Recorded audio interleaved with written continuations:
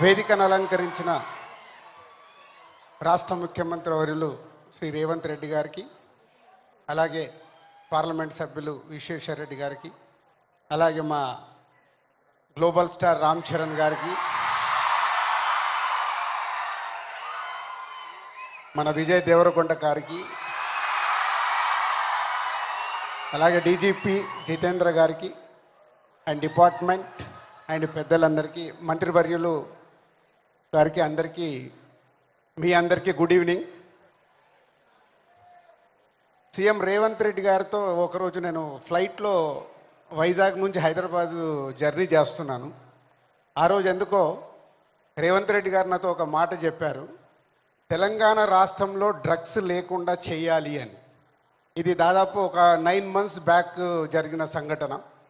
అంటే సీఎం గారికి ఆ రోజు చాలా డీటెయిల్గా, అంటే చిన్నపిల్లల వరకు ఈ డ్రగ్స్ వెళ్ళడం వల్ల మన ఫ్యూచర్ ఎలా ఉండబోతుంది, దాన్ని నిర్మూలించాలంటే అందరం కంకణం కట్టుకోవాలని ఆ రోజు చెప్పడం జరిగింది. ఈరోజు నేను ఈ కార్యక్రమంలో పాల్గొన్నందుకు నా వంతుగా నేను ఓట్ తీసుకుంటున్నాను. నేను కానీ, నా కుటుంబ సభ్యులు కానీ, నా స్నేహితులు కానీ, నాకు తెలిసిన వారు ఎవరు కానీ డ్రగ్స్ తీసుకోకుండా నేను చేయగలుగుతాను. అలాగే నాలాగే మీరు అందరు ఓట్ తీసుకుంటే ప్రతి కుటుంబంలో, మన తెలంగాణ రాష్ట్రం మొత్తం డ్రగ్స్ లేకుండా చేయగలుగుతాం. రెడీయా మీరు?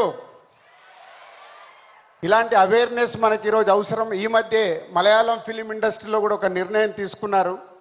ఆ ఇండస్ట్రీలో ఎవరన్నా డ్రగ్స్ తీసుకున్నట్టు తెలిస్తే ఆ సినిమా ఇండస్ట్రీ, మలయాళం ఇండస్ట్రీ నుంచి బహిష్కరిస్తామని, అలాగే తెలంగాణ ఎఫ్డీసీ నుంచి తెలుగు చలనచిత్రం కూడా నేను కోరుకునేది ఒకటే, అలాంటిది ఫిలిం ఇండస్ట్రీలో ఎలాంటిదైనా జరిగిందని తెలిస్తే వాళ్ళని నిర్మూలించినప్పుడు, వాళ్ళని నిషేధించినప్పుడు సొసైటీకి, సినిమా ఇండస్ట్రీ నుంచి కూడా ఒక మెసేజ్ వెళ్తుంది.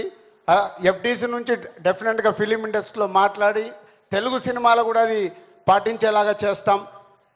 సో ఇది మన కర్తవ్యం. మన అందరం ఓట్ తీసుకొని చేయగలిగినప్పుడు సీఎం గారు కోరుకుంటున్నట్టుగా, డిపార్ట్మెంట్ కోరుకుంటున్నట్టుగా ముందు మన రాష్ట్రాన్ని డ్రగ్స్ లేని రాష్ట్రంగా చేయగలుగుతాం. Thank you. Thank you, sir.